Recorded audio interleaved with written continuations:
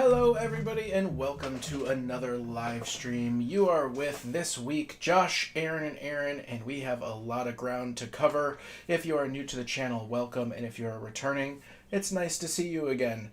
Before we get started, let's take a look at all the projects that we're working on. I'm going to tilt my camera down. I still have my Marines on the table, they're almost done, and I'm also going to test some painting options for my smoking pipes, which is a video that will be coming out soon. So I'm going to pick which paint style I like the most.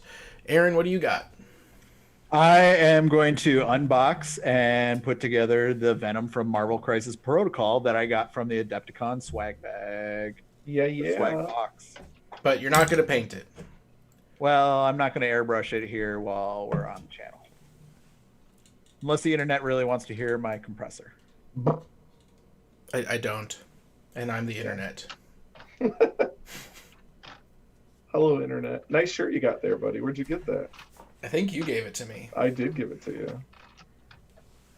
What do you got going on tonight, Josh? I found a Necron. This is a Cryptek, I think. Came with a box set that we had. So now I'm going to paint it. Well, Build and paint a Necron. Well, I'm not going to paint it. Oh, you're just building it. I'm building it. I don't have any instructions. Gotcha. Okay. You don't need no stinking instructions. Well, of course, the other stuff that we're talking about is the tremendous amount of information that GW has been putting out over the past week. I literally have about 10 tabs open, and we've all had a chance to read them. I also very nicely got it so that I can just transition so that we can all look together. So we have a lot of stuff to talk about there. And before we get started, I just want to give a quick shout out to how do you say this guy's name? Xenos Minis? Xenos Minis? Yeah. Is that how you say it? I believe so. Okay, so Xenos Minis, I am using his tutorial for one of my pipes as inspiration. Oh, nice. So if you want to check him out, go ahead and do it. Let's see if I go backwards, am I going to get it? Yep, it is this tutorial right here. How to paint Warcry scenery and terrain, the ruins of Excess Part 1. It's a cool vaporwave sort of thing. I got all the paints out. I'm going to try and do that. If you were curious, that's a suggestion from Aaron. Yep. Super cool. I think it's really awesome. I was thinking about doing my terrain, Warcry terrain, moody like that. Maybe slightly different color scheme, but it's vaporwave, and that's hot, right? Apparently, I didn't know it was hot, but it is. And the first GW stuff that we have to talk about is faction focus on the sisters. Okay. I gotta find that one with all these tabs. It should be the second tab. No. They have the Lookout Sewer rule, which is featured in there. And they have the Last Right stratagem. Oh, did we talk about we I talk think about Lookout Sir last week? We did. So I think that came out a little over a week ago. Yes. Okay, well, then get out of here. I don't want to. What about the other? Why don't we talk about the other sisters release that you were really hot on, Aaron? Well, but then I have to find that tab, the cool book. You're gonna have to find a tab anyways. Yeah. Yep. So did you folks see the? I got it. It's right here. The ethereal stern. I think it looks. I don't even play sisters. I'm not even that interested in sisters. But you know what I do really like? Wax. Yes. Wax stamps? Yes. Look. I have it's my wax carving. I literally have 3 wax carving like silver flames because I love the idea of wax. Even though I never do anything with it. And it certainly looks pretty. Yeah. And they do it in Game of Thrones a lot. They do. And this set comes with this awesome coin, which I'm all about coins and stamps. There's a bag for dice too. There is. The what is it called? Just the imperial symbol there. Like, what is that? Is Inquisition that like symbol, I believe. Inquisition symbol. All right. Well, what is that? Is that another pin? It looks like the enamel pin is the sister that's there. Yeah. little over detailed. I think that red like cloak that she has on the background is a little weird, but overall. Oh no! I pulled my Sure. webcam down, and So Why'd you do that? have 'Cause they I'm done any dumb. other box sets like this? I'm trying to remember where it's just like. I don't think it's been this fancy. Yeah. it's not even really a box set though. It's like Like just for a book. No, Yeah. they have. I have some other ones that are pretty fancy in the other room actually. Like I have the Gene Stealer one, which came with. None of them have come with something as ungame related as a stamp. Maybe they mean for you to make your bases with it. Yeah. That would be Just really fun. Imperial seals for all your 40 mils. Ska-chunk, ka-chunk, ka-chunk. Just get it hot in your forge. Well, and stamp it in. while we're talking about bases, real quick, Josh. So Venom immediately.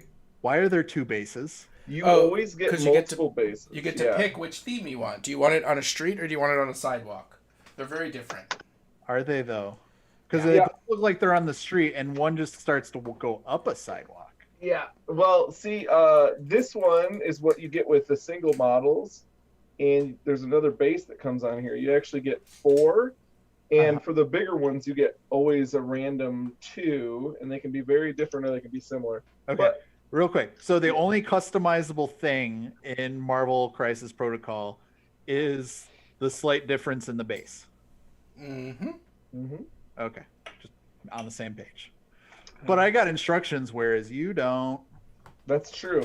I don't have instructions. I have these Why does Josh not have instructions? because these were just randomly found in the studio when I ran up there today. Oh, gotcha. I So- understand now.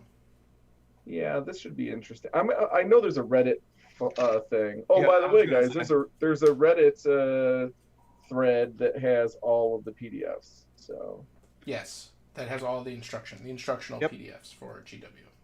Yeah. It is super super handy. in a Unless pinch. you cut all your Sisters of Silence out first, so that you don't know the numbers. oh no. And then you're just boned. Yeah, back in the good old days when you could actually mix and match parts, that was the way to go. By right? mix and match parts, you mean they were all identical? Every Space Marine has the same legs and same torso and same head.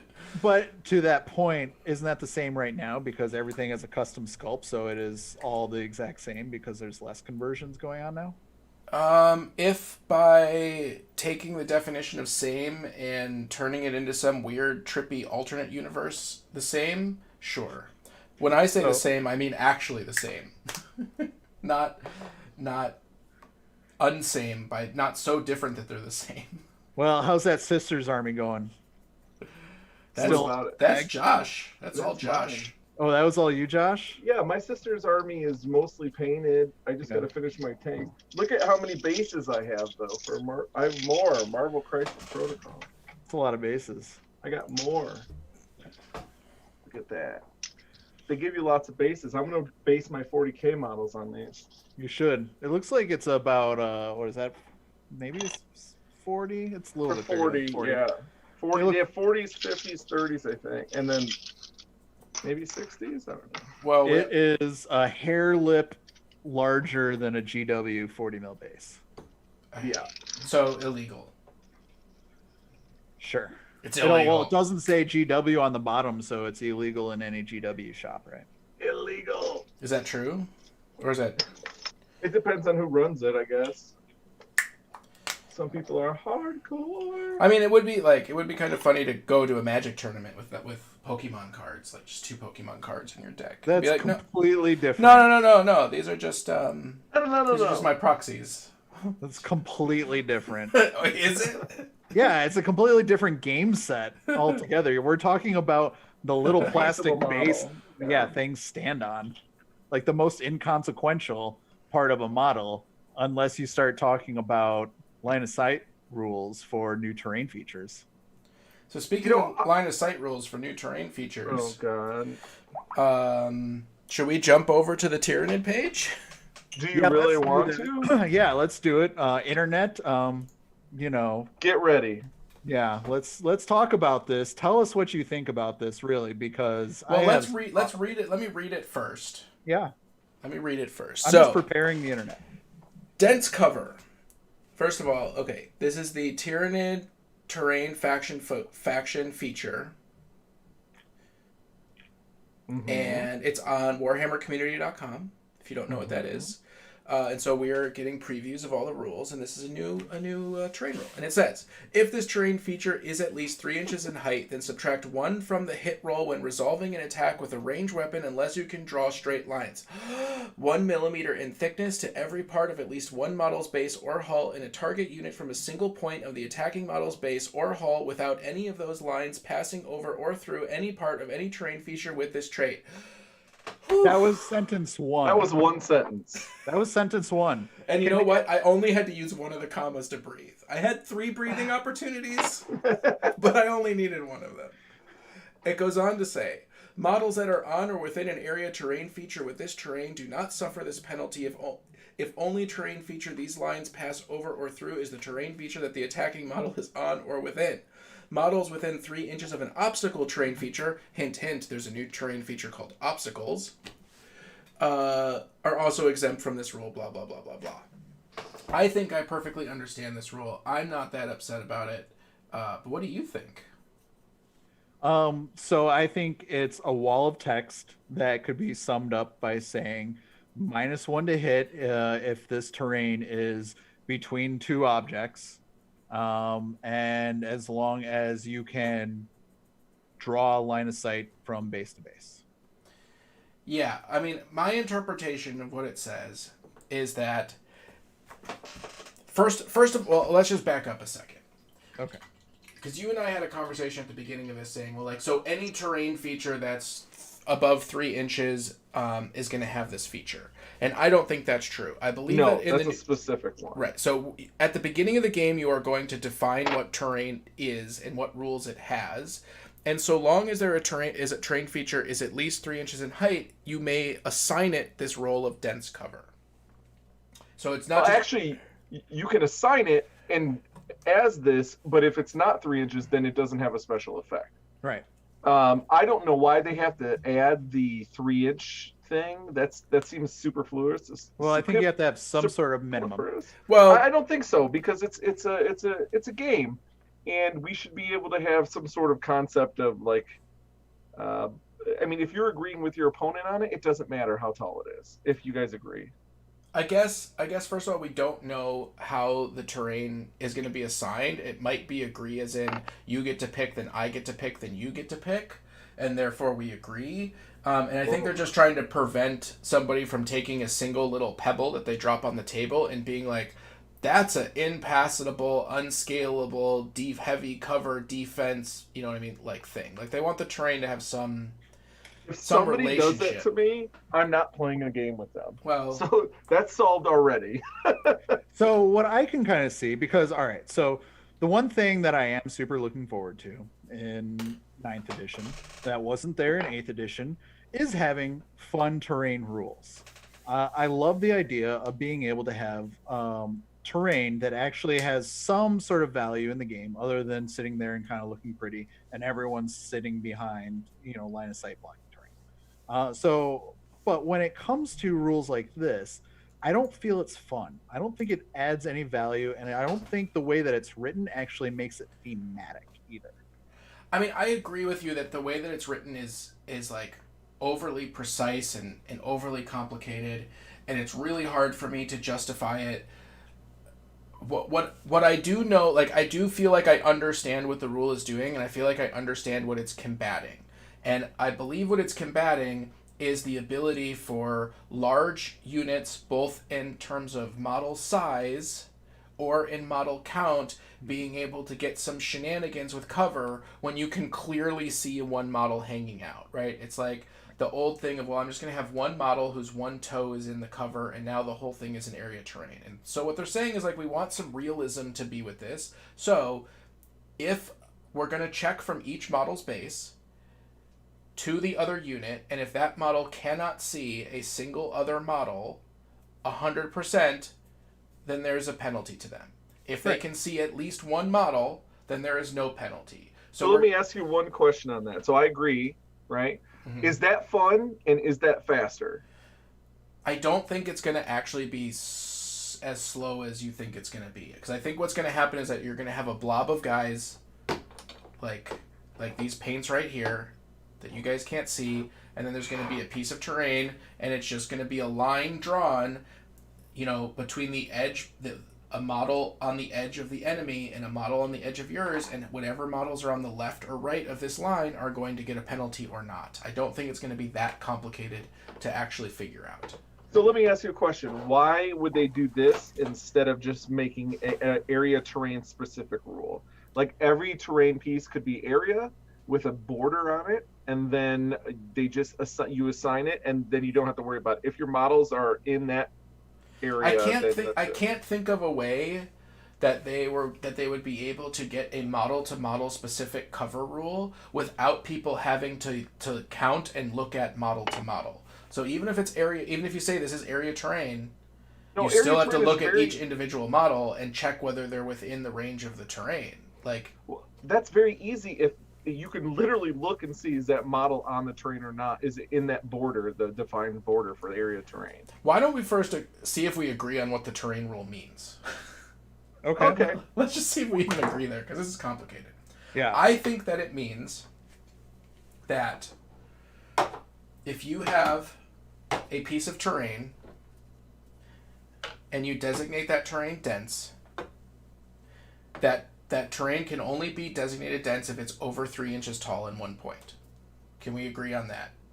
Yes. All right. Now, if we had 2 squads of guys on opposite sides, and the firing squad is going to have to go model to model and draw a line of a specific width, which I believe is 1 millimeter. 1 millimeter. You got that 1 millimeter measuring device for me? I do. It's my paintbrush right now. 2 conditions must be met. The line may not pass over any part of the piece of terrain. That is there because the terrain might be something like broken down rocks, where there's one little rock that's still part of the total terrain that doesn't technically block line of sight, but is still a representation of the terrain.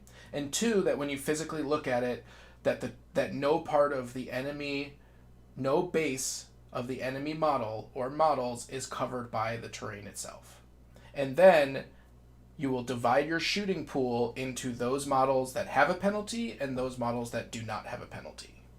Mm-hmm. That's my interpretation.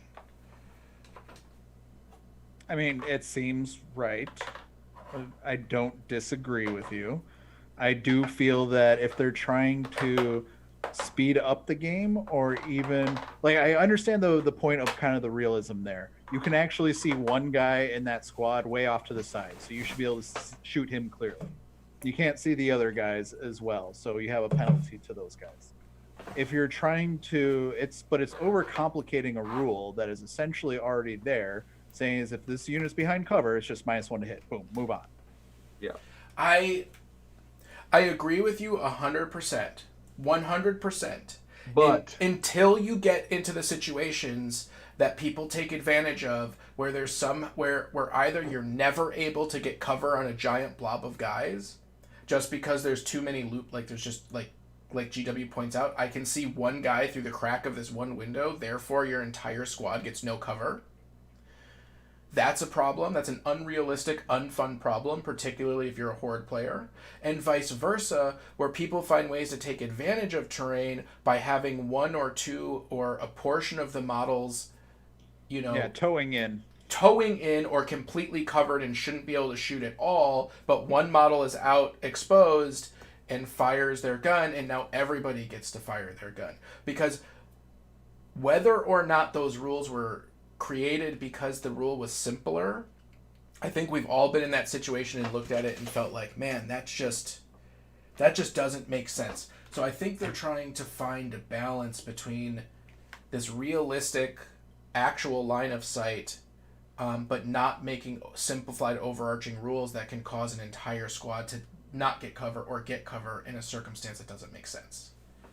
Yeah, I think that instead of towing the line between easy fun rules and tournament rules, I think that this edition, we can see by this stuff that it is definitely going to be more of a tournament based heavy strategy. Yep. Less Fluff. loosey goosey fluff kind of thing, and you're Not gonna have beer. to. Yeah, not so much beer and pretzels. I really think I was talking with Aaron a little bit earlier. I really think they want to try to push this towards being some sort of sport, like an e-sport kind of thing. And I feel it. Yeah, that and that's having clear really, because all of these faction focus are, they literally point out, like, I think the orc one was like, this person's won more tournaments with orcs, so many so that, like, blah blah blah orc is jealous of him. Like, the faction focuses are literally being written by tournament winners. yeah, Yeah. No, I think there's no doubt that they're trying to make it more for a competitive, like esports sort of like game. And by doing that, they need to get people to want to watch it, right? And so it becomes an actual esport. And people, unfortunately, just don't have the attention span. I don't really blame them to sit there and watch a 2.5 to 3 hour game, right? Nor do you really want to sit there and watch two people argue over rules, though. right. Because that just makes it really boring. You might as well cut to commercial break. I mean, that's what Sean and I thought, hey, we're going to do a battle report, and instead of cutting out all of the arguing, we're going to leave in all the arguing. Yeah. Gosh, That we should did- never do that. That did not go well. People did not like that. So oh, I really? I didn't see that. It's old. It's old. Oh man. So I think that there's going to be problems with introduction of all these new rules that can make the game feel a little bit more thematic and realistic by putting in extra sort of rules on top of rules so that it actually makes sense when you're looking at the table. But when you're watching an esports, you're watching from top down, typically. I mean, yeah, you can have some isometric views, but you're watching it from typically top down, so you can see the whole board and you can see the angles, and then you're going to be seeing tops of people's heads, and then you're going to be seeing them try and define line of sight on one little guy that's over here and from your little guy that's over here, whereas clearly most of the unit is behind that cover. So why not just say, all right, it's -1 to hit, let's move on. Yeah. I think that is a distinct possibility. I want to actually play it and get a feeling for it. Mm-hmm. The other thing, though, the other really important part of this is whether or not the game is moving towards being 100% GW. And what I mean by that is if the only terrain that you play on are GW kits, then those kits will have defined rules that everybody agrees on and they all know how it works. And I That's think how it works in Age of Sigmar when they And- have that stuff. That's how it worked in kind of like Kill Team a little bit, right? You'd get the Kill Team box set and it would come with its own special rules for that piece of terrain. exactly. Actually, there are lots of GW pieces that have data sheets that exactly do that. Yeah. But what I'm saying is there's always been, like, for us at least, for me, I would say that the minority of the terrain is GW terrain that we play on, Mm-hmm. and the majority is custom-made, scratch-built stuff. Mm-hmm. And that gets really, when you think about trying to do that with all these rules, that gets overwhelming. You know what I mean? Because it's like, wow, I literally have Tyranid infected ruined buildings. Great. What terrain rules does that use now? So I'm going to keep going back because I think this is something that they're going to do, or if not, every third-party company should just immediately go make tokens for all of these terrain rules and effects.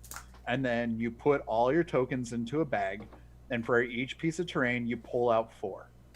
And you pull out 4 because if there's 2 that are duplicates or 1 that doesn't apply, like let's say if it's a building that's under 3 inches, but it gets the dense cover token, you still have probably 1 or 2, maybe 3 effects on a piece of terrain, and you randomize it and you just move on.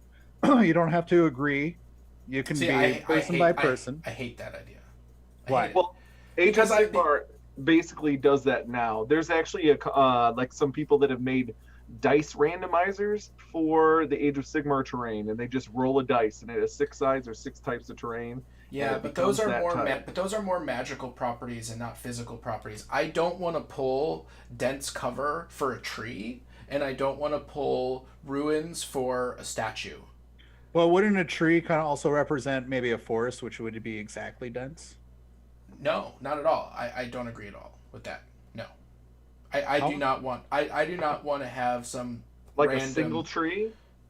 Yeah. Well, if you have a single tree, why bother even pulling Yeah. out any terrain stuff? Because it's And still, why- but it could be light cover scalable. So Then you no, just I don't decide- I hope don't not, want yeah. buildings having random terrain features. In Age of Sigmar, it's more like this thing, has a magical effect. I don't know. I don't like that. Bothers me. maybe so alternating, or because the whole like let's make an agreement on this falls apart when you get to some levels of competitive play. I mean, at that point, I think it's just going to be the judge is going to be like, these terrain features have X, or it's going to be in the packet, right? I hope so. Yeah, Necrons will just, like Tyranid, like Horde players were like, everything is dense terrain. And you have to fight for every piece if you have to agree on it. Yeah. So I'm very hopeful to see how it all plays out. I am looking forward to seeing how all the terrain features are going to interact, especially on a board where it's going to be smaller, right? Yeah. And they're going to they've given some definitions on like how many recommended pieces of terrain. Now, obviously, that's up to you, the player, to decide on, because if you have one giant piece of terrain, way cooler than adding maybe 3 smaller ones. Definitely. But you're going to be running into terrain, it sounds like, a lot more now. And by running into, I mean like literally, like your dudes are going to be running across the board, constantly hitting multiple pieces of terrain, possibly in a single battle. Whereas in 8th edition, let's be real, it was like hunker down behind your L, and that's pretty much it when you were looking at a lot of competitive. I mean, there's more scattered terrain. I think like the real negative with the rules so far is just how wordy they are and how many there are, and it's just this fear of like, man, that's one heck of a sentence, and it's possible that could just be one of the 4 rules that are going to apply to this building, because now you have a building that's going to be scalable, dense cover, area terrain, obscuring. Yeah, that's rough. And defensible, don't forget. Oh, I'm sorry, and defensible.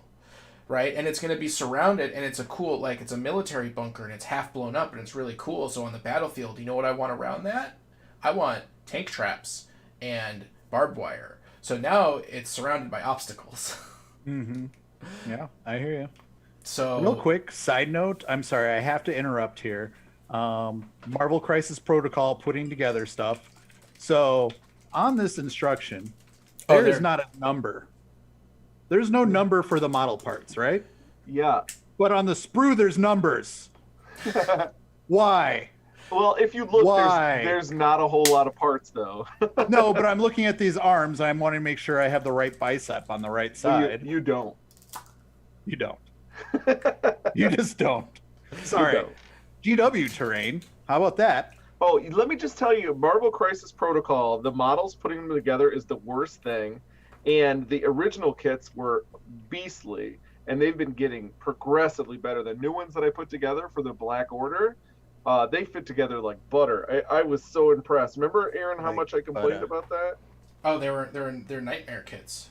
Yeah, well, the new ones are awesome kits. So, pro tip, I found that the GW plastic glue on these works better than on the GW plastic itself. Like, it just instantly fuses and sets.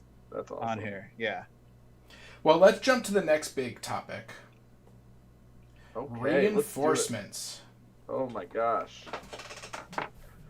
Reinforcements are hiding all of my dudes on the outside of the battle. All right, that's going to be the most used new rule, I think. So this is under Master Your Strategy, and it has the strategic reserves.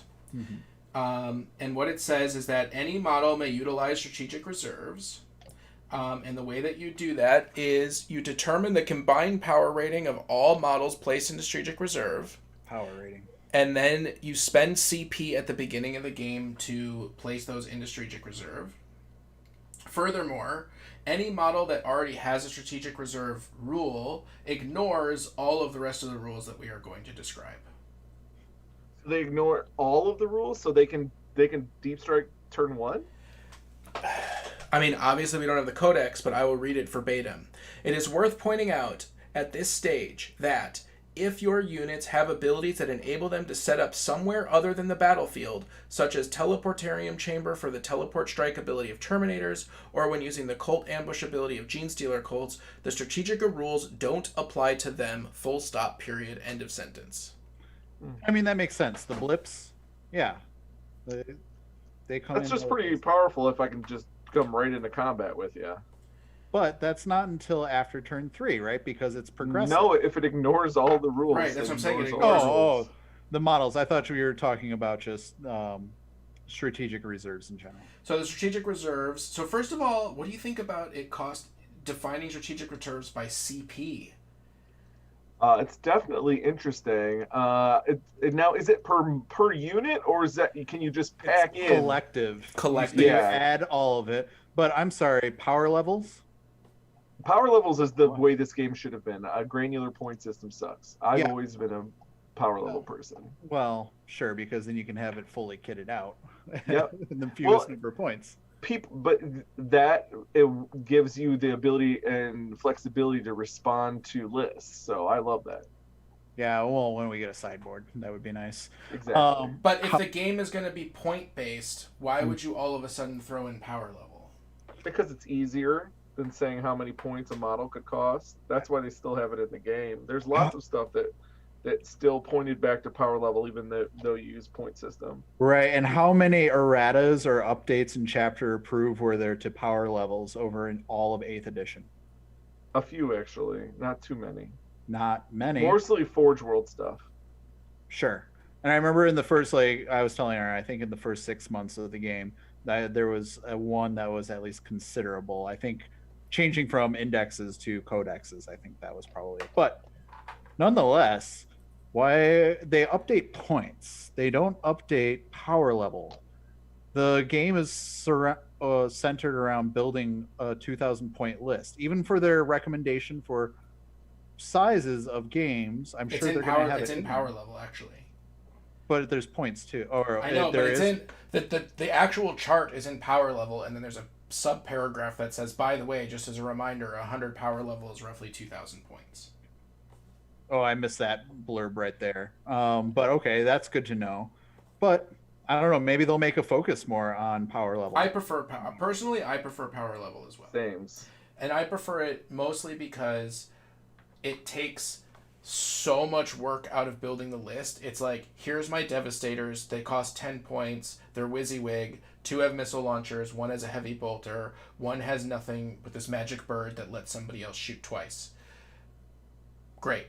You know what I mean? Like, Yeah. Awesome. 10 power level. Done. Let's move on.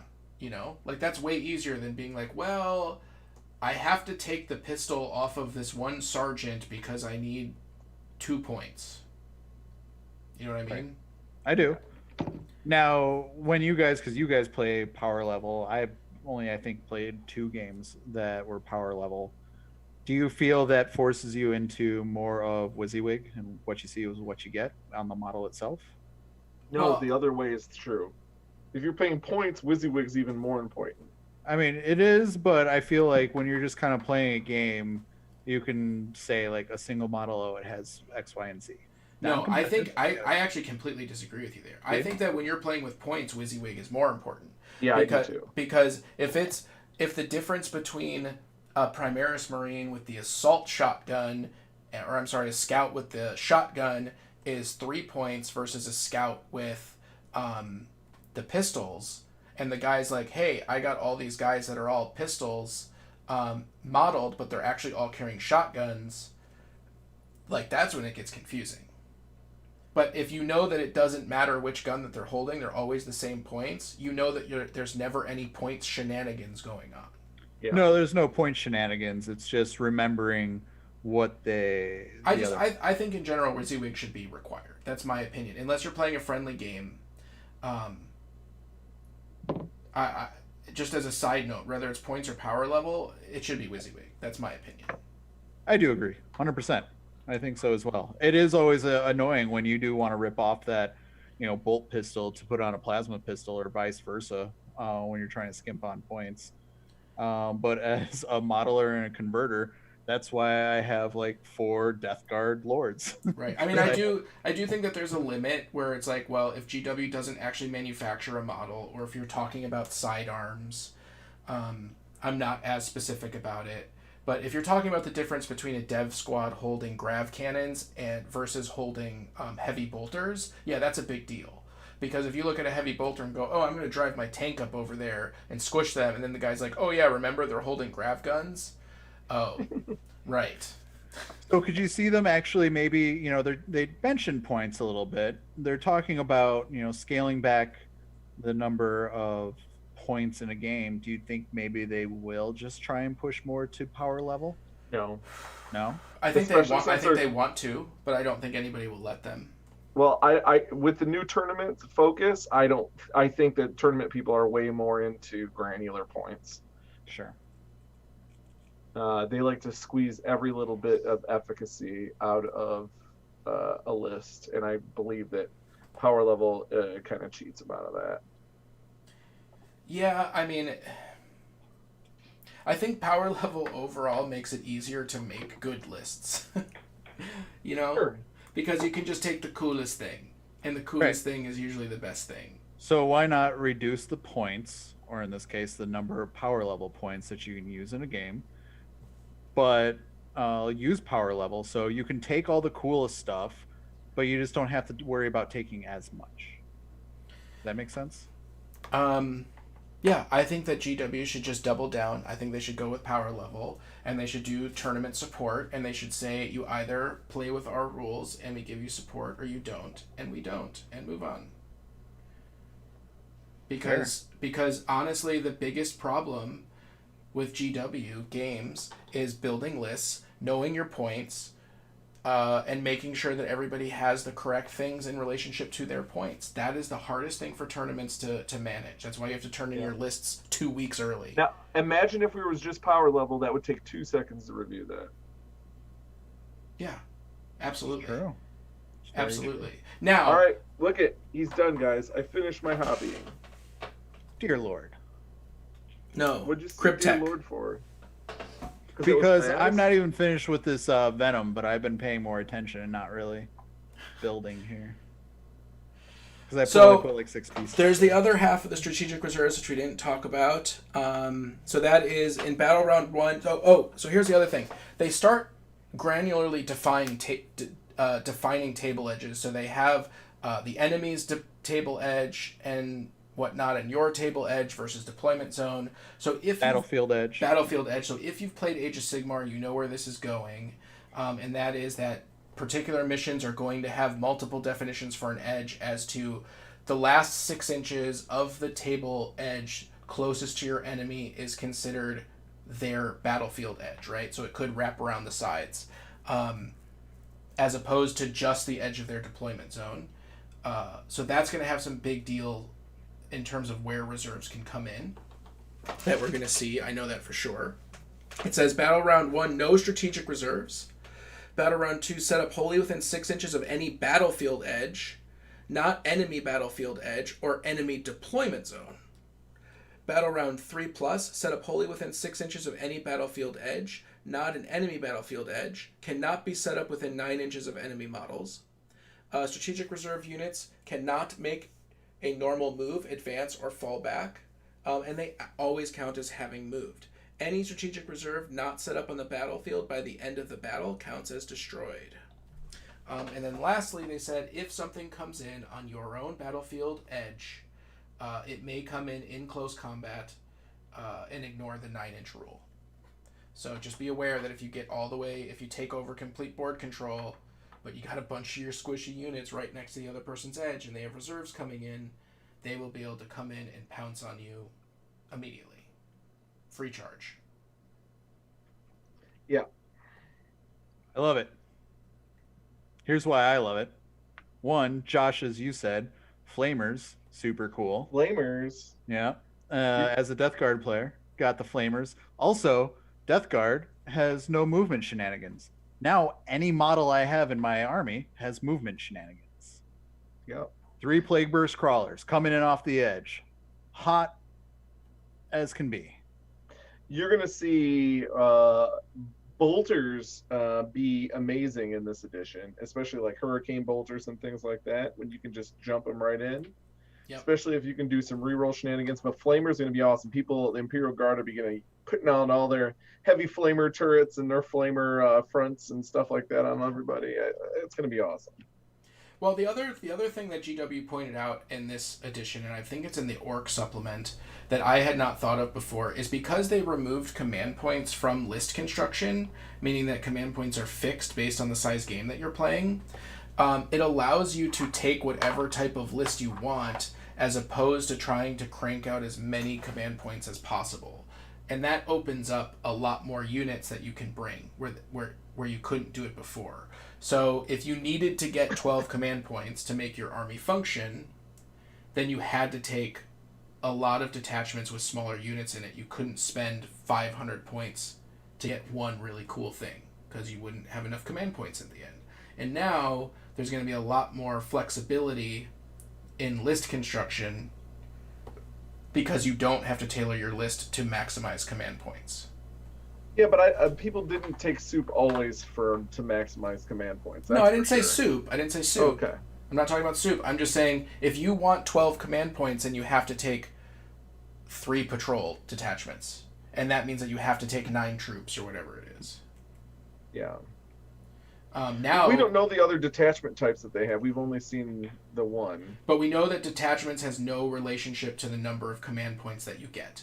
No, the detachment specific, the one that they showed, says that if your HQ is in this detachment, you get bonus ones. I mean, you can literally... I'll go to the Orc page. No, I got you, but in the battalion that they listed, if you use that battalion and your HQ is in that battalion, then you got extra command points. Really? The new... Yeah. That seems like the exact opposite of what they were just saying. That's because they do a lot of the opposite of what they're just saying. You want me to try to find it while we're looking? No, it's okay. Death Guard got an update. We were just talking about Death Guard. What do you think about those rules? I will let you know tomorrow when I actually get my War of the Spider book. But I will say, upon reflection, because I did poo-poo them a couple weeks ago, but it was really because I finally saw all the things that I wanted my army to do from the beginning of 8th edition to actually be able to do them now. But again, they were all behind the CP paywall. Looking back, there's a lot of real good power in there. There's a lot of really good power in the rules. I don't have them up in front of me, but I think Death Guard are going to be a lot of fun.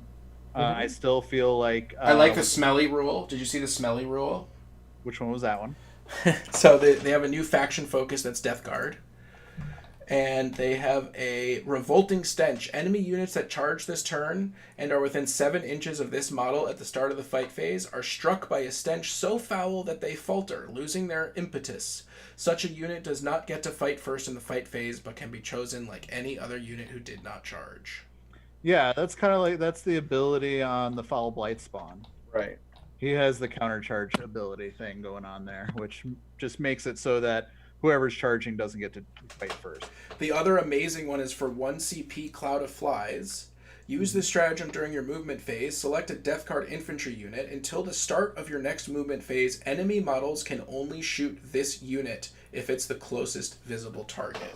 Yep, that was in the original codex. Yeah, that was one of the 7 stratagems Death Guard originally got. Yeah, and I am really confused as to these faction focuses because... It's just the same stuff? It's the same stuff. Everything that you brought up and said it was really cool about Death Guard literally is already in the game. Well, I don't play Death Guard, so I don't know. Well, that's why it's confusing. Why they're the most boring previews. They're like, hey, you like your army? It does exactly what it does in 9th Ed. It's just weird. I don't understand it. It's like there are articles that are written for new players, but there are articles that are being written for existing players, getting them hyped for the new edition. It's weird. Yeah, it's a little weird. Yeah, my assumption was just, hey, I'm going to read this. I don't play Death Guard, but everything I'm reading, it must be new because it's a 9th edition faction focus, so they must be telling me all the cool new stuff. Yeah, so there is some cool stuff. Like you can finally actually make the Disgusting Resilience, which is the 5-up Feel No Pain, to be a 4-up. That's pretty awesome. And also, you can now give Disgusting Resilience to any model in your army. So, hello, the Leviathan Dreadnought. You just got 50% more HP for one, or well, I think he might be 2 CP because it's, I think, based on how many points it is. Oh, so you can just apply it. Yeah, you spend it's before the game. You spend CP like a healing salve in Fallout 76. No, nothing like that. I wouldn't know anything about that.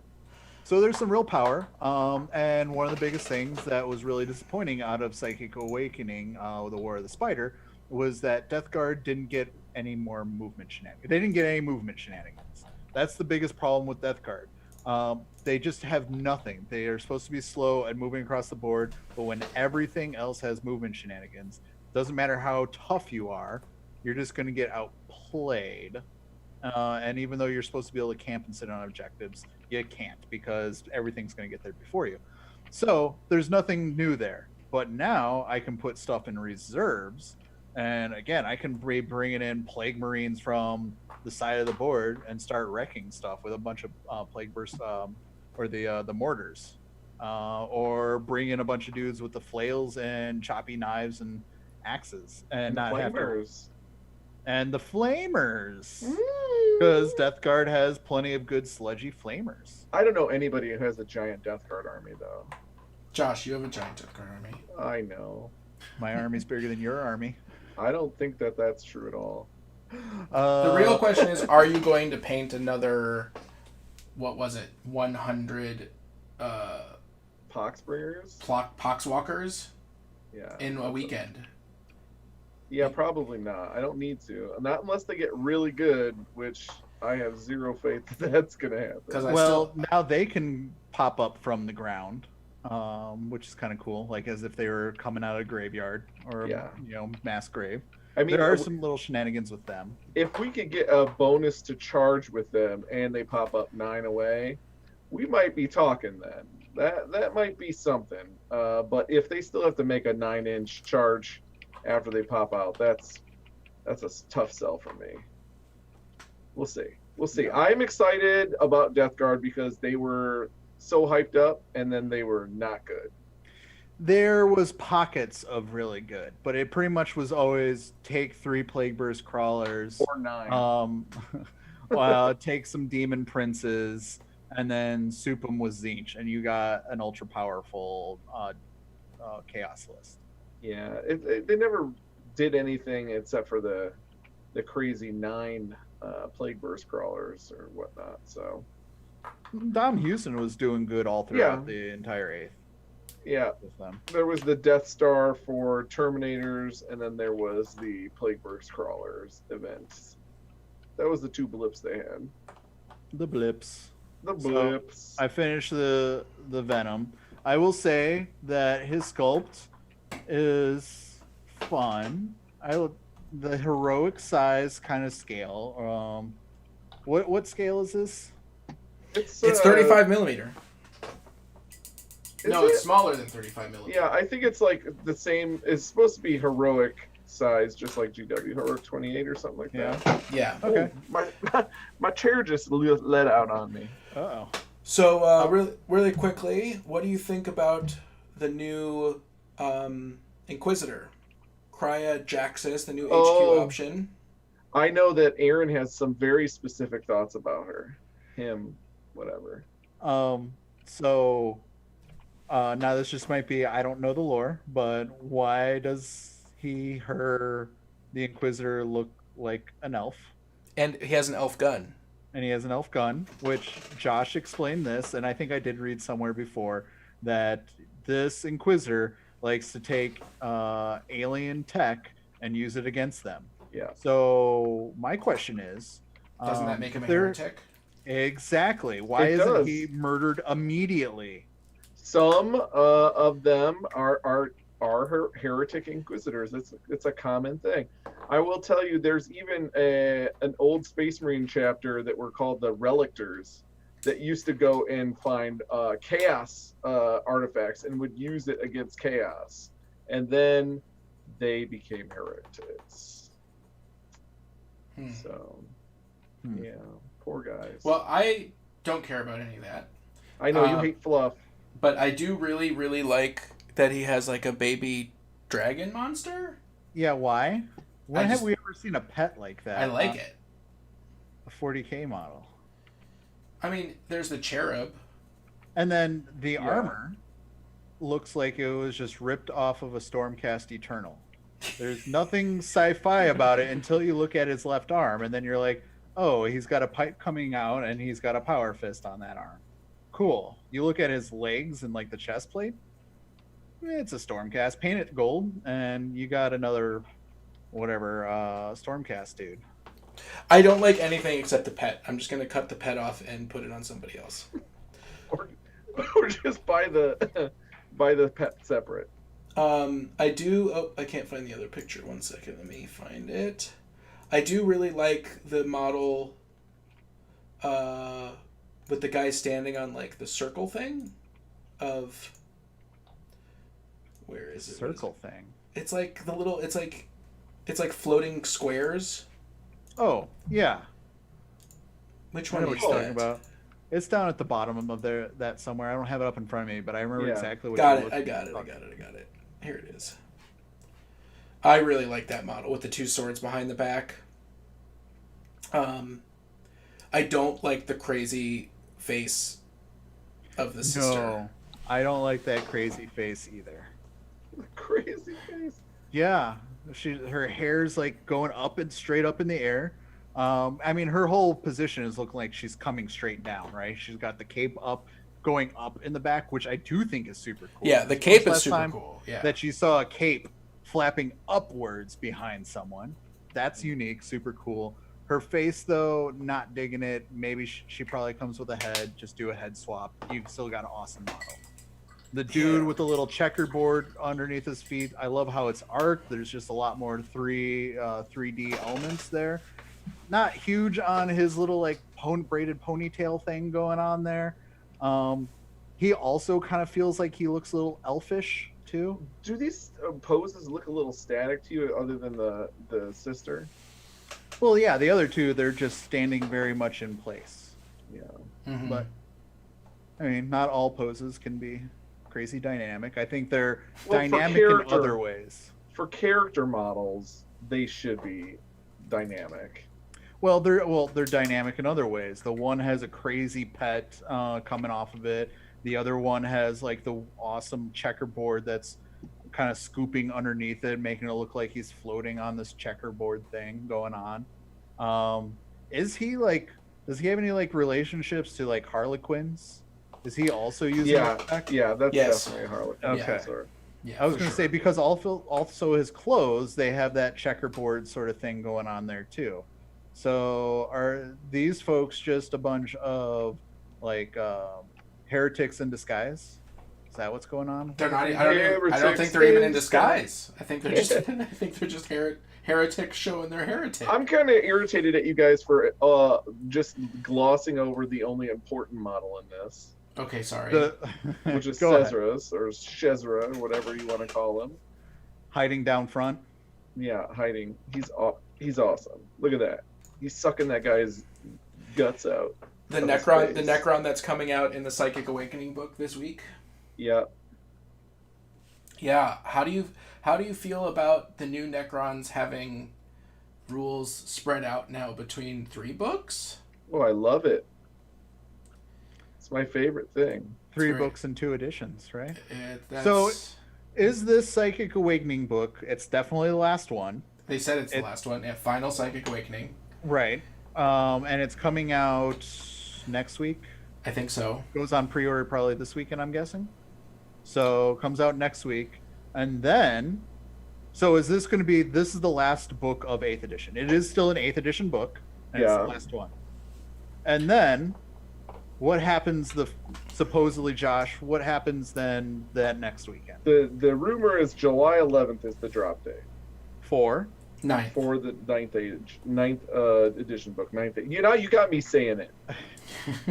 so the 11th, folks. That's 2.5 weeks away. We could potentially be seeing 9th edition.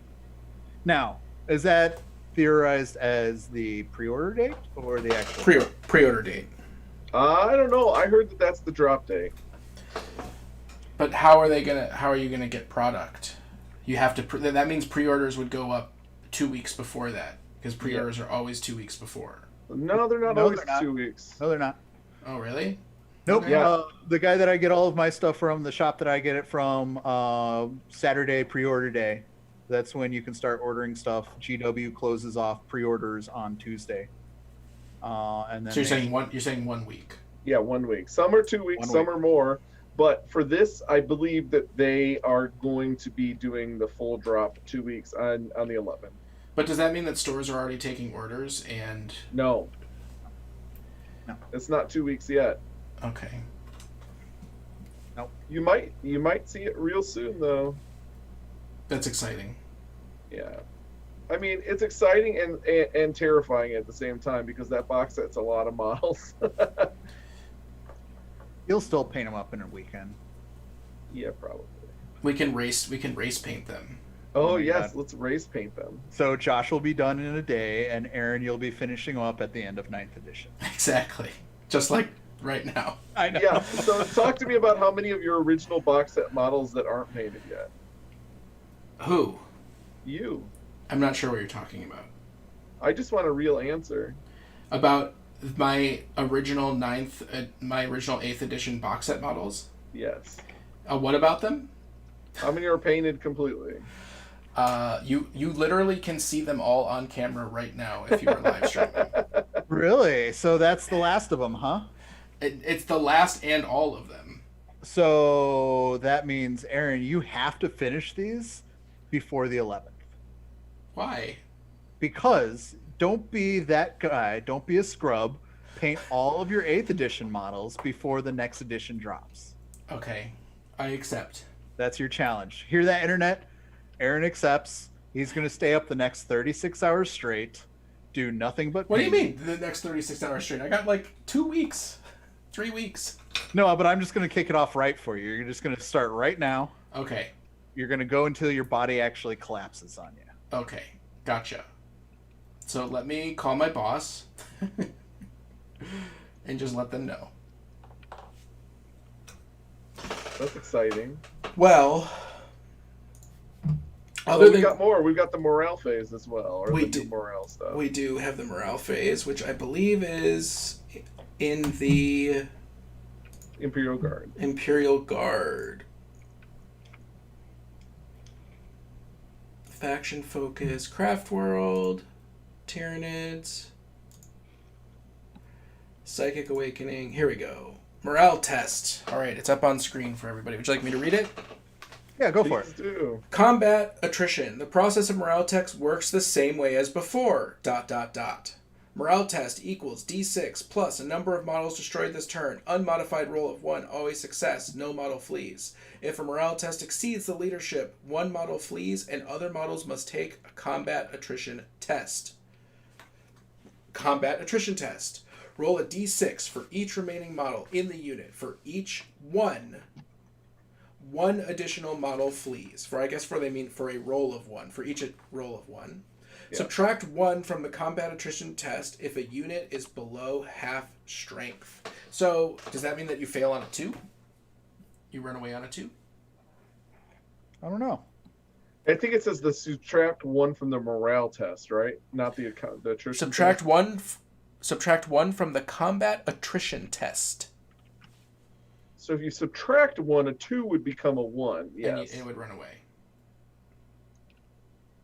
So that's real bad for hordes. That's real bad.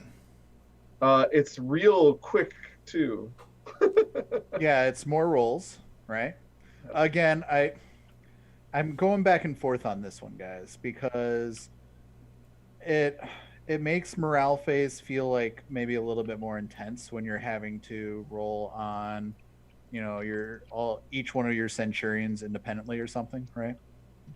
Well, But but I at the bet same, Space Marines are immune because they right, shall know no fear. right. So okay, so whatever your big other blob is, of cool big expensive dudes, Sure. you got your Terminators, whatever. You're gonna have to roll on each one of them now, and it's like, holy cow, is this guy gonna live? All right, this guy's alive. All right, now is this guy gonna live? All right, so you kind of get a little bit more emotionally involved in it, but now you're doing how many more extra rolls? What if you have a blob of, you know, 20 to 30 guard? I thought And you're rolling 20 to 30 rolls. you don't like rolling dice? I do, but again, are we speeding things up or are No. we slowing them down? Slowing down again. No, Pick you're speeding one. them. You're slowing down the morale phase, but you're speeding up the game because you're murdering a lot more guys much faster. And when you murder more guys, like let's say let's just math it out. You have 30 guys turn one, they get shot, 10 of them flee. Well, guess what? That's 10 times 5 for the next remaining rolls. So that's 50 less rolls for the remainder of the game to do 10 extra rolls in turn one. Boom. Yeah, but that could have been done with a morale roll rather than having to do. How? How do you do a morale roll for units that have vastly different sizes? You do it just the same way you do the morale roll. Instead of just losing a single model to a morale roll, you just lose the difference. But again, that doesn't work because if you have a horde of 30, the difference is meaningless. Then Right? you just like everything else, Oh, like they have all these modifiers or Yeah. exclusions to rules if it's above 18 wounds. All right, if it's above 10 models, add +1 or add another D3 or roll 2 dice, drop the lowest. Now you have to say boom because I agree with you. Boom. It could have done. It's like not. What's the word I want to use? It is not simplistic. It is not elegant or efficient. All of those words apply. Yeah. Again, I go a little bit back and forth on this one, but I don't think it speeds up the game. I don't think you're going to be saving as many rolls as you kind of math hammered there, Aaron, because if you're talking about a huge blob of guys like that, it's not really meant to live past turn 2 anyways, so you're not going to see that blob of 30 guardsmen at turn 5. And it's just more rolls, and it doesn't add any thematics to the game. It doesn't make it any real more nail biting from a competitive standpoint, does it? It definitely makes it. I think it puts it in one of those situations where it's like at list creation, you have to decide whether it's worth taking a blob, and it's probably going to only be worth taking a blob if there are other things that help to mitigate that. Like Tyranids probably are going to have something where it's like if you are within, the Tyranid command range, then it doesn't happen. Or if you're a guard, then you get a chance to re-roll the entire morale test by shooting somebody in the head. It's going to make a determination at the list building as to whether or not it works. Otherwise, it's way too variable to rely on a big unit, because losing, if you have 30 guys and 5 of them die and you fail your test and then you lose 20 more guys because you had a terrible roll, I mean, that has nothing to do with strategy. And so I think that that's going to make it more difficult to play those things. And it's going to have more moments that are less about strategy and more about like, man, I just rolled 21s in a row and lost an entire unit of Terminators. Or Hey, Tyranids. Eric, let me ask you a question, Mr. Strauss. Yes. You ready? Yes. How many times did you fail a morale test in 8th edition? I play Space Marines, so I don't care. That's my point. I don't think it's going to have almost any impact. I think this is just a rule to have a new rule. Because Tyranids always had an ability to ignore that. Yeah. Guard have an ability to ignore that. Space Marines ignore it. I mean, everything's going to ignore it anyways. What's the point of having a new rule? Cultists don't ignore it. Unless Abaddon comes on the board. Yeah, then they're immune to it. I don't know. And we're speculating, obviously. One thing I try and keep reminding myself is it seemed like a big portion, or maybe the core or a constituency of the playtesters were very competitive folks. Yes. This time around. So maybe we are looking at things in a vacuum, and we need to wait until we see how all the rules kind of come together and get some games under our belt, and maybe it'll start making more sense. Yeah, that's indubitably that's what it is, but it's definitely, you can tell, going to be a lot more complicated. I think it makes logical sense to me, because from the very beginning, when they started talking about the big guns, they were immediately talking about hordes are back and tanks are back. Yeah. And so it seems like kind of cool that like your giant blob of 30 orcs running up the table, 15 of them might run away. You know what I mean? So that seems more thematic and more engaging. So just give me the one big tank. But not necessarily. Right, but that's what I'm saying is then when you counter that with, oh, well, then why would I ever take a horde, right? Right. So we're just going to have to see. It's because that one model in your horde can definitely get that cover. Because it is behind a 3-inch wall, whereas your vehicle has a big old booty. True. Well, I think that other than like going into the specific details of the command points from like the orcs, and the Skitari. The thing from the Skitari that stood out for me is that they have a 0 CP called Evacuation, which allows their people to get out of a blown-up vehicle without having to die, without having to make the roll. I think that's kind of cool, because then you can just charge them up the board and not worry about losing them. That seemed pretty fun to me. They also pointed out that the aircraft will follow the reserves rule, so you can just move it off the board. And the Orks have a command ability that lets them just crash the plane into somebody and blow them up. I thought that was cool. They can suicide run. Is that a stratagem? It is. Yep. It's a stratagem.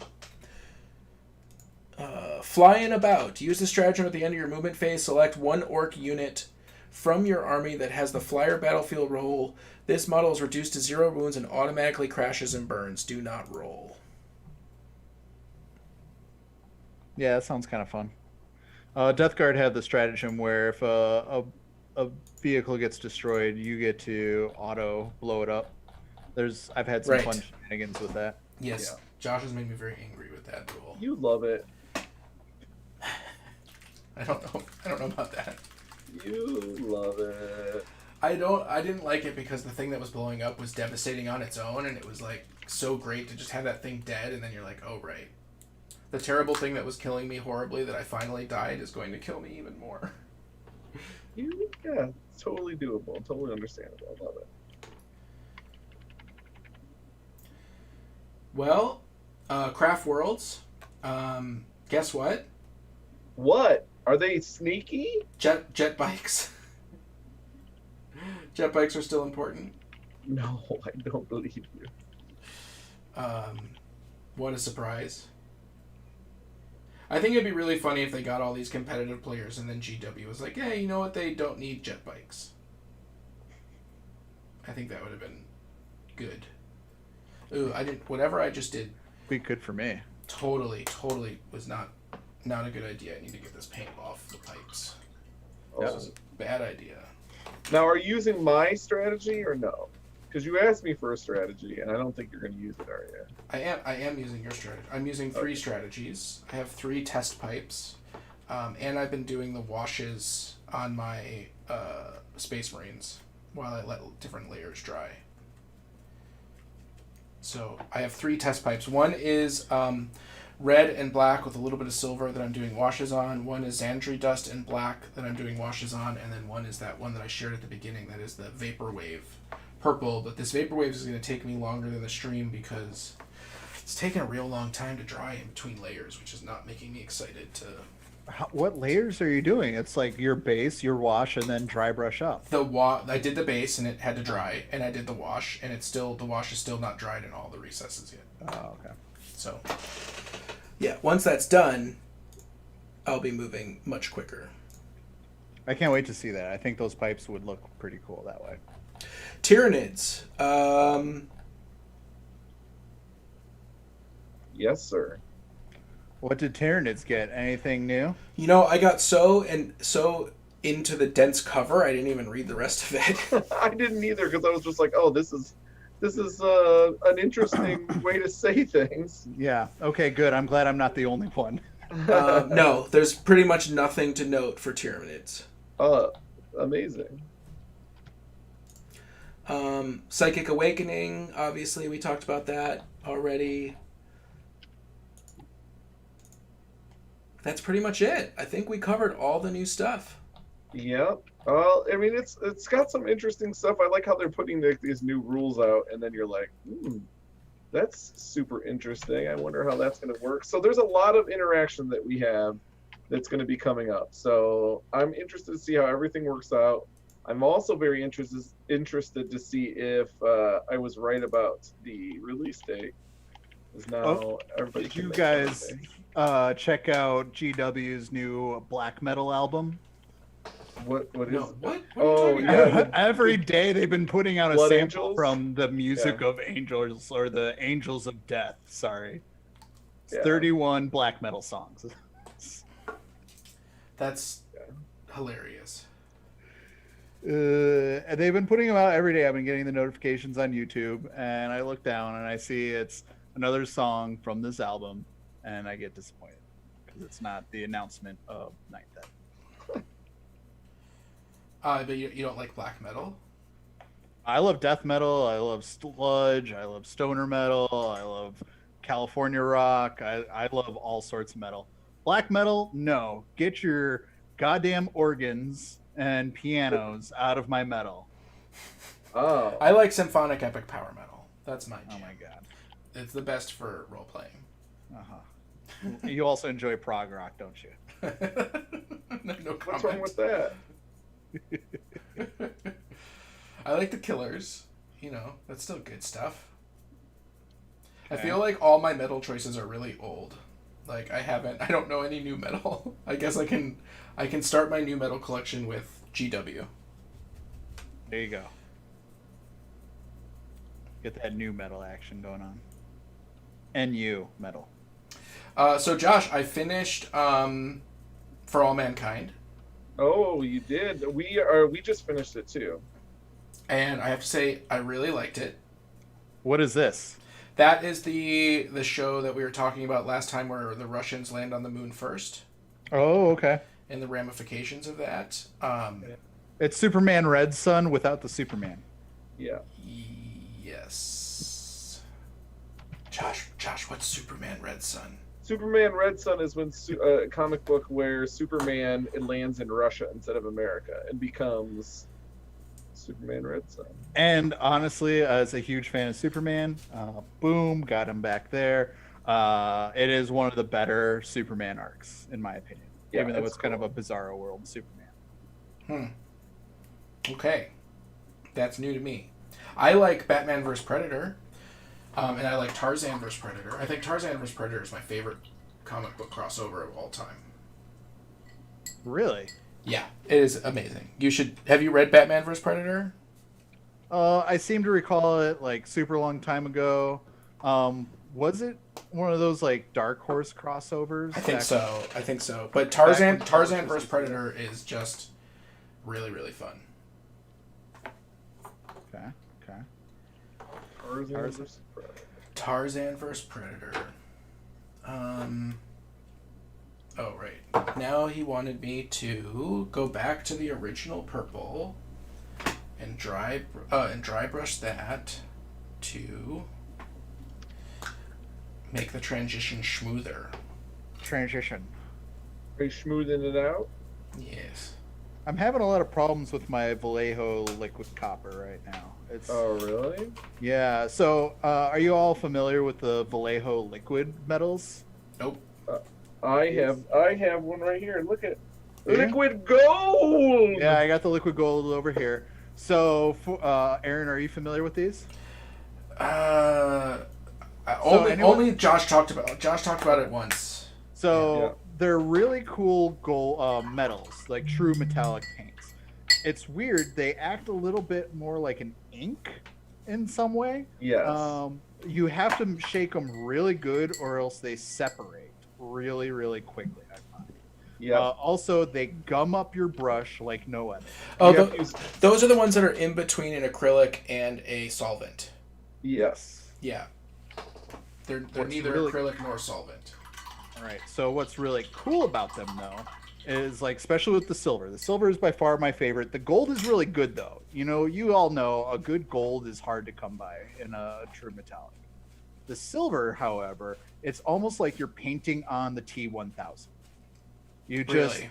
yeah, you load up your brush and glide it across the surface, and it feels like you are just literally splashing steel across the surface of your primed plastic. Super cool, super good, but yeah, they're kind of finicky on your brush. Right now you're not going to be able to see it, but the copper, it went on splotchy, like really, really splotchy. So I'm going to sit that down because otherwise I'm going to get angry at my paint. I'm going to close up my wet palette and find something else to play with. What were you working on with it? These stupid giant Necron cannons that I just am having. Like this model, I tell you, like made me want to quit painting. I hate it. Wow. Yeah, I really. How is it that bad? It's. I mean, I already went on the rant about it before, but there's just so much mold slippage. It would have been super easy to be able to paint if I could have done it in sub-assemblies, but you can't because there are so many gaps that it just didn't make sense. And even in some weird areas, there are slight striations that look like they're from the 3D printed Master Sculpt. I'm not kidding. Weird little lines in the resin that don't make sense that they're there. It's just an awful model, and it really makes me want to not paint miniatures at all. If this is the only miniature that I could ever paint, I would chuck it out the window and I'd go play baseball. And I hate baseball. Baseball's back, by the way. 60-game season. Yeah, everyone's playing 6 games. I guess. Cool. Sounds like a good time, I guess. Yeah, so this Necron, once I'm done with that, but I did, while I was hating this Necron model, I went ahead and painted, I can probably turn this off so folks can see it a little bit better, a whole bunch of Khorne demons. I did up a dozen bloodletters. I did, and this is all for Warcry because y'all know that I'm on a crazy Warcry warband kick. I did 1 blood crusher, and then I did 3 of the little houndy hounds. And then, because I had found it in a bag somewhere, I had a Khorne sculpted chaos spawn. So I was like, I'll just paint him up super quick too.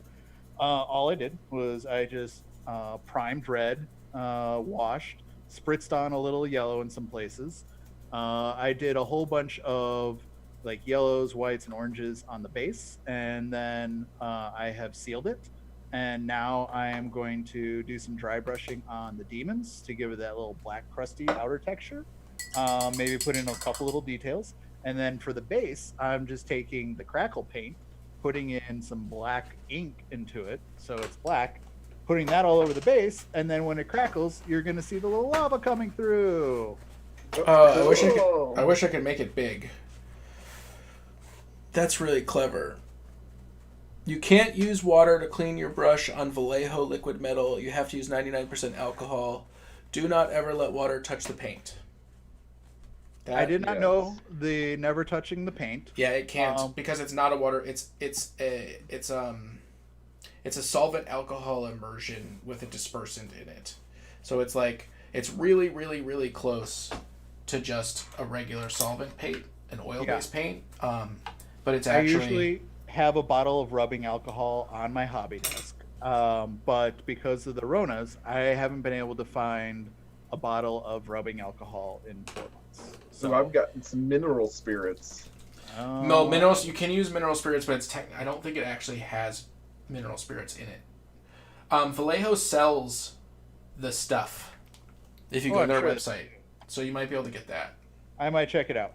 Now, do you think because I had been washing my brushes in some water, not really dipping and loading them up, do you think that has funked these paints at all? That is what Shivan in our comments, I believe, is suggesting. Shivan, as in the dragon? As in, did you know that in 1998 the Undertaker threw mankind off of a hell into a cell under your Spanish announcer table yet? Oh, Siobhan. Yeah, awesome. So Siobhan, do I need to chuck all 3 bottles of my Vallejo metals now because some water's touched them and they're no longer virgin metals? No, I don't think you need to throw them out. Okay. So I just need to find some rubbing alcohol. Is what's going on here. All right. You can always go to the hobby shop and get some mineral spirits too. It works for me just fine. Does it? It literally says on the website not to use mineral spirits, but it works for you just fine. 100%.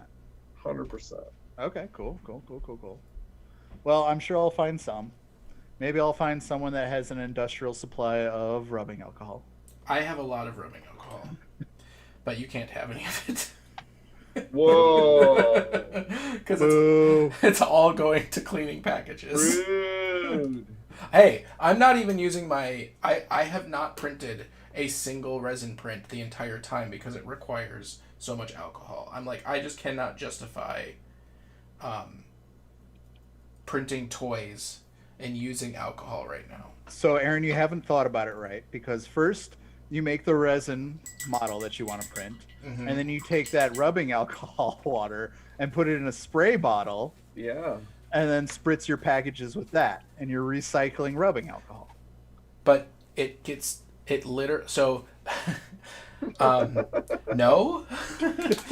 No, yes. No, yeah, because brilliant. then it evaporates, right? And then you encapsulate the product in resin. You so literally it's you're pre-packaging. Right, you're literally when you clean the 3D printed resin models in alcohol, you are literally making miniature paint. You are literally suspending plastic in alcohol, which is what paint is. Yeah, You're making paint.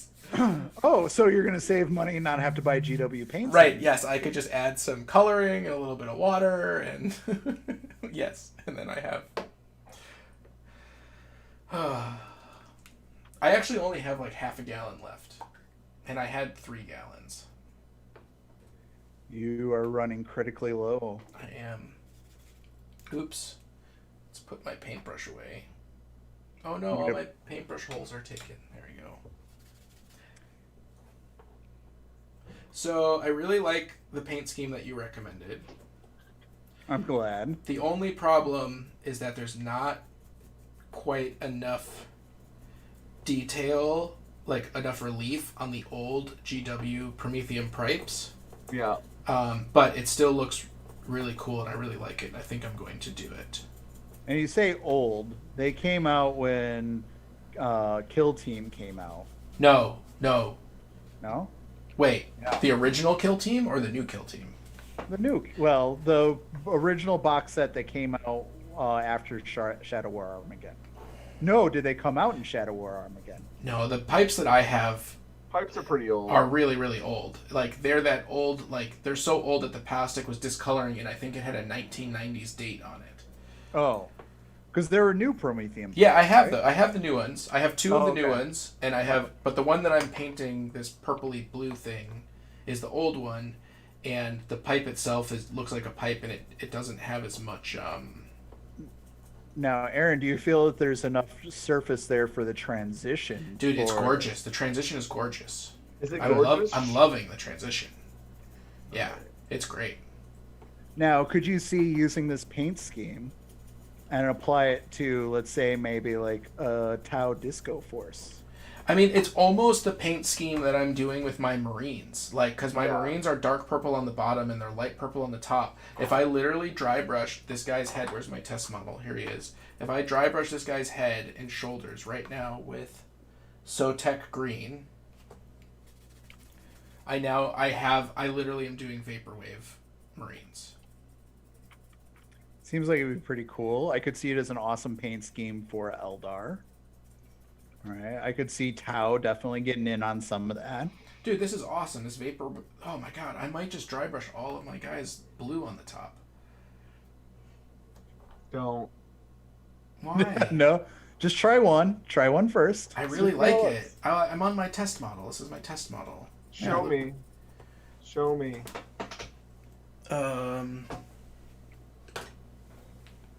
Is that working? Your painting does not show up on the screen whatsoever. You just Yeah. look at your static models. What do you mean? You can't see your. You need to be up. You need to move further to see you actually painting. I'm painting here. I understand. I'm just saying you were painting off screen the whole time. Man, why didn't somebody tell me that? I just did. An hour late. Hey, you know what? I didn't notice because I was not watching our stream because that's weird. Chibin, from now on, point it out when Aaron's not on stream. Yeah, when he's lame, go lame. Paulie says, "Hey people, hi Paulie. What up? I appreciate Hey, you hey. splitting your attention. I know you have other things to do because it's Wednesday." Yeah, but Vaporwave is great. I really like it. I feel like now that I know what Vaporwave is, oh, you're right. The dry paint is It's dry, right? it's not good. Let's go on that 1 minute. It's 2 minutes of hate for GW dry brush paint. Why are you spending the same amount of money for a pot of paint that you would only be able to use to begin with, just for dry brushing? Why?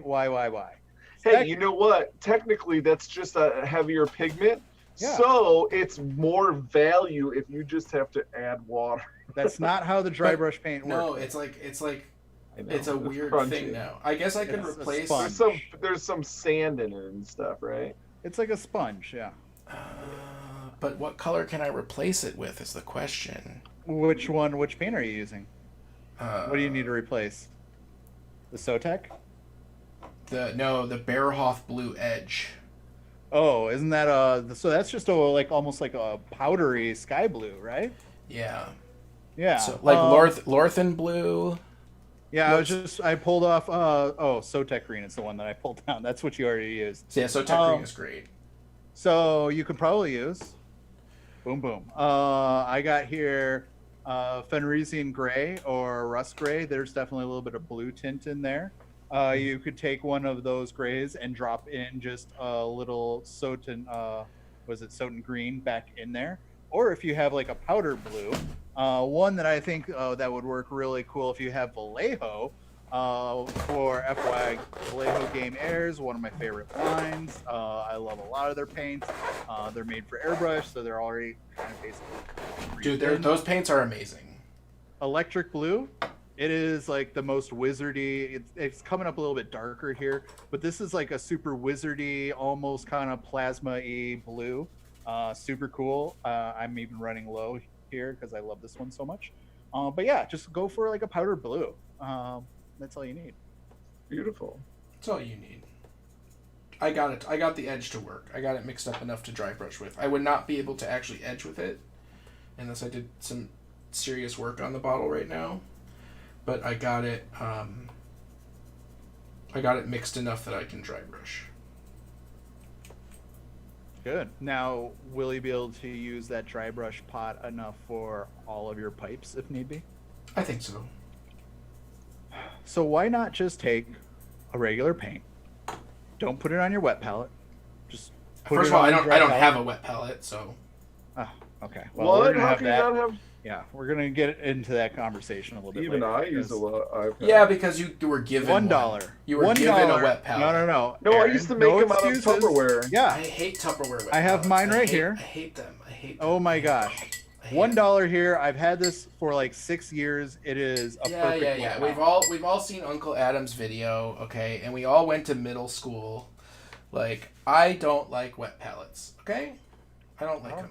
I don't know what Adam and middle school have to do with each other. I'm just saying, like, Like, the very first thing that somebody taught me when I was in middle school, when I was painting at the game store, was how to take a piece of Tupperware and fold a piece of paper towel in it and have a wet palette. Yeah. Yeah. And you didn't take that person's recommendation. I have Now you're not. a bad painter. I have not. For 20 years, I have not taken that recommendation. It's not necessary, but it does keep you your paints fresher longer. You have a longer time if you have mixed up a paint color that you really like. It's like Mentos. And you use less paint in the long run because Hey, your paint's look, not drying. I mixed up a color that I really like, and I put it into a custom dropper bottle that I can just shake, and it stays perfect forever, and I can just put one little drop out at a time. That is super smart. Boom. Get And your, have you get your named that moldy purple? wet palette out of here. Hey, it's not that moldy. Hey, what's wrong with mold? Nothing. I like wet palettes like are great, and I should be using them more often, and I know that I am wrong, but say Oh my levy. God! Did he just say he knows he is wrong?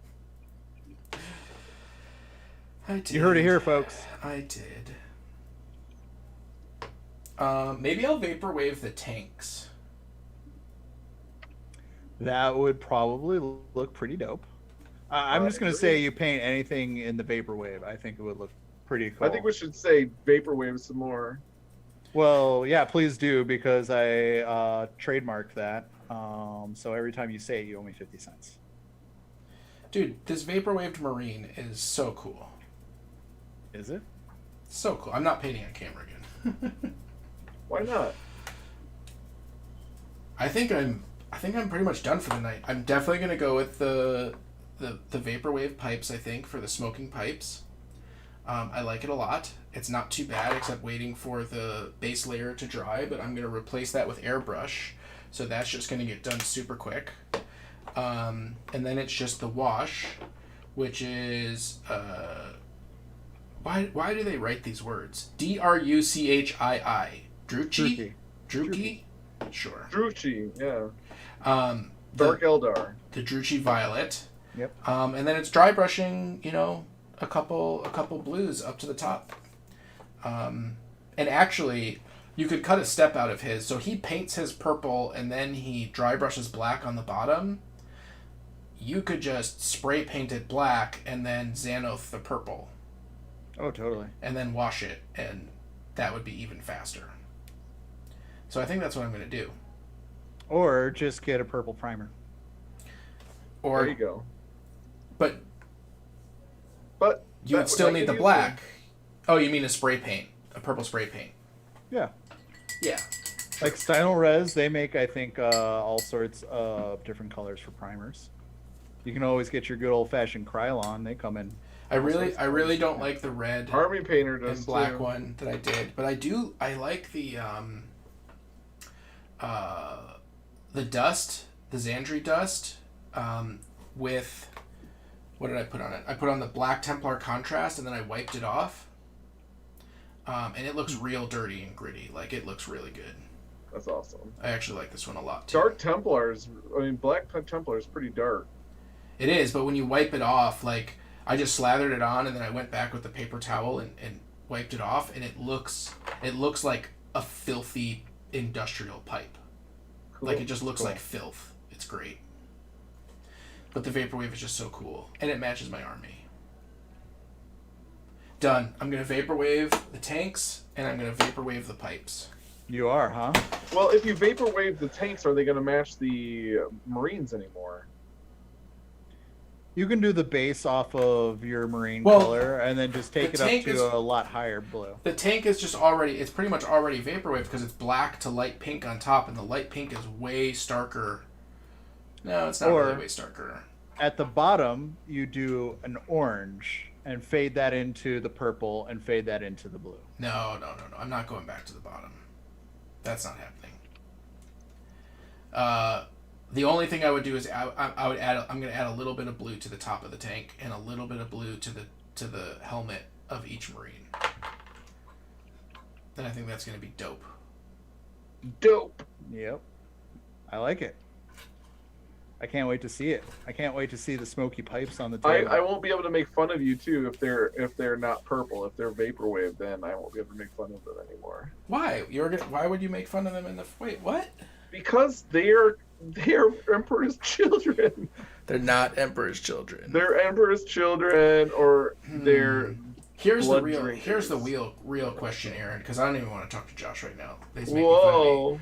Should I go back and change all of the breastplate wings that are gold to the vaporwave blue? No. Okay. I'm glad you And said here's that. why. Because I didn't Here's want why. to. Yeah, because Want to. it might look cool, but that's going to hold you back from painting a whole bunch of other stuff. Move forward, my friend. Move forward. You got enough models to paint. Don't go back and paint a bunch of silly wings. Okay, so I'm gonna go back and paint a bunch of silly wings. No, I'm not gonna do that. I will just vaporwave their cute little helmets. They're cute little helmets. Well, it has been 90 minutes. The chat is pointing out that Mold gave us penicillin, so go ahead and lick your wet palate, and it'll cure your diseases. Yeah. The chat is really smart, just FYI. The chat is really, really smart. So thank you, everybody, for joining us today. If you are not subscribed, please hit that subscribe button. If you want to sign up for our newsletter, go to coolguysnation.com. You can sign up for our newsletter there. And if you want to take your patronage to the next level, check out our Patreon, which is in the notes below. And as always, We will see you on the table. Eh?